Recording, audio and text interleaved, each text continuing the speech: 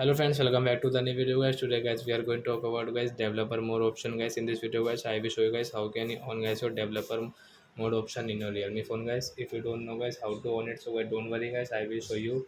And guys I will also show you guys how can you check your developer option in your Realme phone. So then first of all guys we will on our guys phone setting to on it. So guys you can see guys your about device setting. First of all guys tap here and guys click on this version setting, and guys you can see your build number. So guys you can on your developer mode option from here guys, you will have to press the 3 and 4 time. Then guys you can see now you are in developer mode. And guys how can you check friends? Open your phone setting, guys click on system setting friends, and guys come in last guys you can see developer option. So as you can see guys your developer mode option has on in your Realme phone. So like that guys you can on guys your developer option in your Realme phone. So that's it guys, thanks for watching guys. Now we will meet on next video guys with new topic. Before going guys, please go and like my video, subscribe my channel. Bye bye friends, thanks for watching the video guys. Bye.